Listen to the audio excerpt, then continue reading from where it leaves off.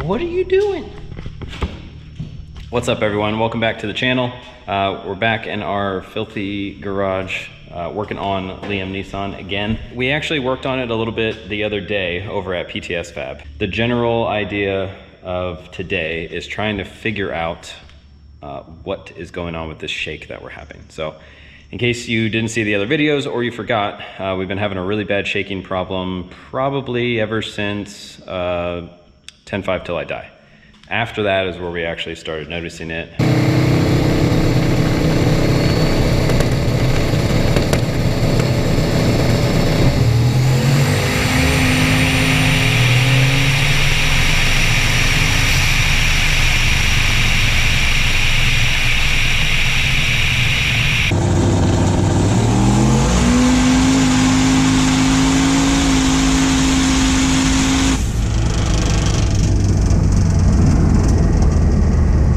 We thought it was a lot of things that turned out to not be the case. We're running out of things to test. So I'm hoping this last test today is gonna show us what it actually is. And I'm not thrilled about what I think it is, but it is what it is. We gotta get it fixed because it's keeping us from being able to make passes right now. So do me a huge favor though, if you like this video, click the like button and share it out, leave a comment. Do something, help us out. Help us get these videos to more people. So one of the things that we got going on right now is we are using this dial indicator, and I don't know if you're gonna be able to see this. Let me try to turn it a little bit. Okay, so it's upside down obviously, but what we're looking for here is you know, how much run out the drive shaft has, so how much up and down motion we get as we turn this thing. Okay, so in doing that test on the rear, so like right where the drive shaft meets up with the rear end, it was 13 thousandths run out. So unfortunately, I mean, that's not good. Supposedly anything over 5 would be causing a wobble, you know, probably a bad thing. So since we're at 13, that's more than double what we were expecting. Now, what I'm gonna probably do is check it at both the transmission side to see if maybe there's an indication that the wobble is greater in the back than it is in the front. Because I don't know if it's the problem with the drive shaft joint itself or if it's the problem with you know, the rear end itself. So that might give us an indication of what's going on there. And then I'm still going to check the axle run out, because the main thing, when we first started noticing this wobble, we did a burnout on the street.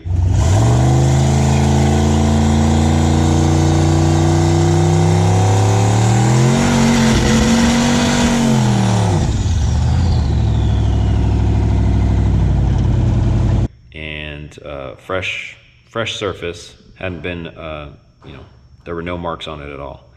And the mark that I did on my burnout as I was going forward was patterned like it was wobbling. So that's when we initially figured it was like an unbalanced wheel or a messed up tire.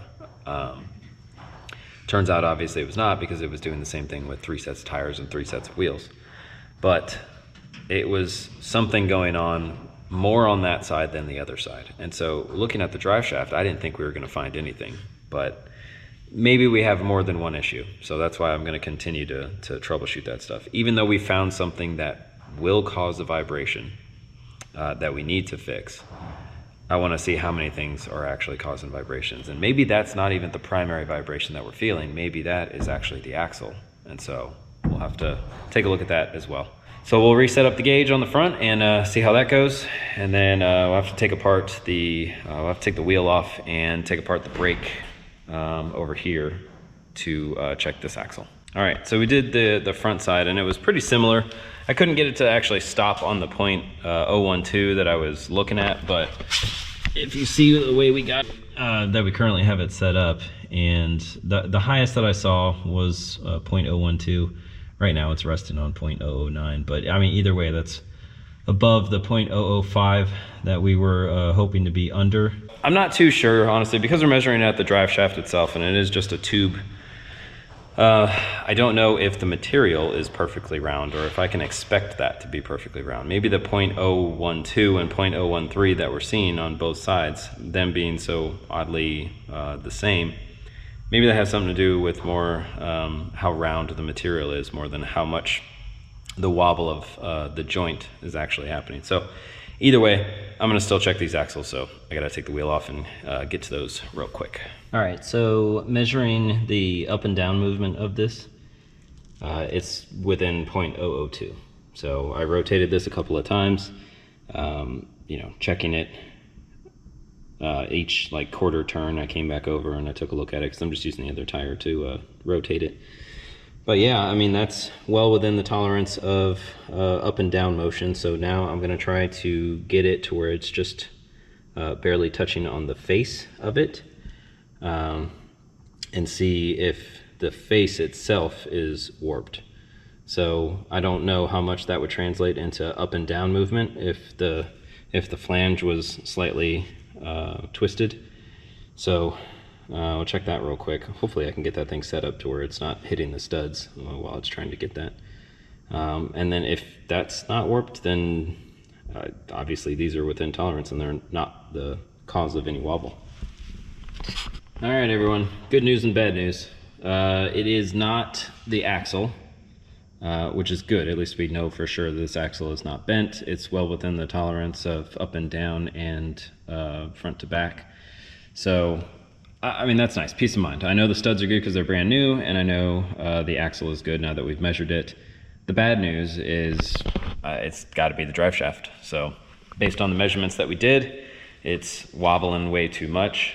So we got to get a new one. So the guy that I normally used for drive shafts in Colorado, obviously it's not cost effective to get another one from him, even though he did a great job.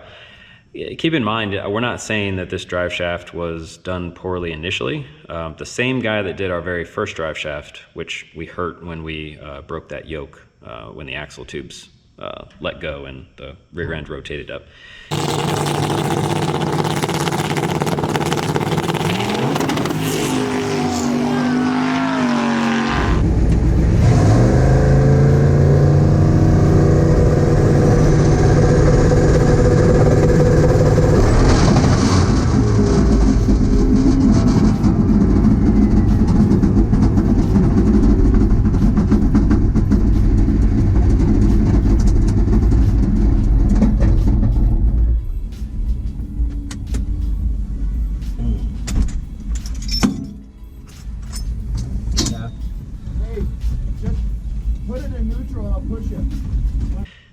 That one lasted hundreds of hits, and this one lasted a good amount of abuse as well. We started making way more power when we came down here to Texas, and we had some of our best 60 foots and some of our worst tire shake right before we started having this issue. So I'm thinking it was us hurting the drive shaft.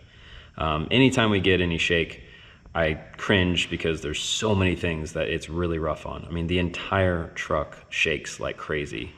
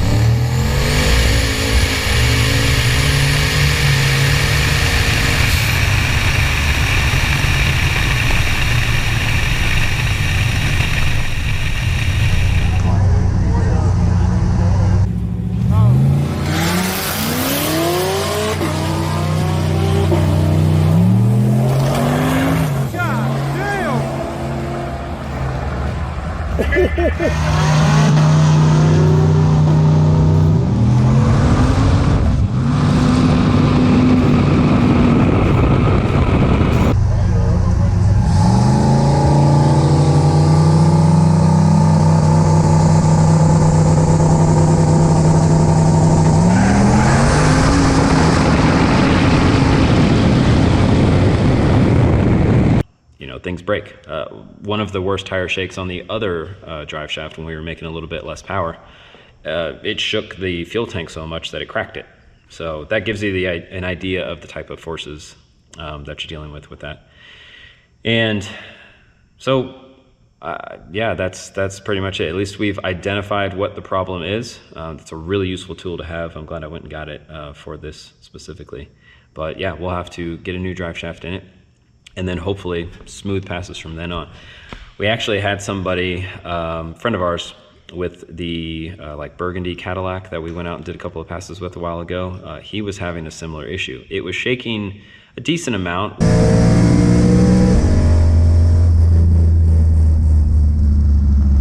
When we were working with it, we thought it was just an unbalanced wheel, and so we were like, okay, we'll just, you know, basically the same thought process that we went through with Liam. And we told him, all right, go ahead and fix that, and then you should be good. Well, then he was still having an issue, and it was kind of getting worse, and so they tried messing with pinion angle a little bit. It helped a little, but the problem was still bad. And he found out it was his drive shaft as well. Replaced it, went up to, I mean, his was shaking really bad at like 120, 130, pretty much the same as mine. But he's a nutbag, so he went even faster. I think he was doing like 165 mile an hour passes with it, shaking like crazy. And once he changed the drive shaft, I mean, they did a huge mile an hour, like way more than 160 mile an hour, and perfectly smooth. So I'm hoping that we'll get the same results. So anyway, that's gonna do it for this one. Please, like we asked earlier, like, share, subscribe if you liked the video. Hopefully we'll get some race footage soon. We'll try to get that drive shaft here as soon as possible. And click the join button if you want to support us a little bit more, because drive shafts aren't free. And any little bit we can get will help get us back into making some passes. So anyway, yeah, we'll see you on the next one.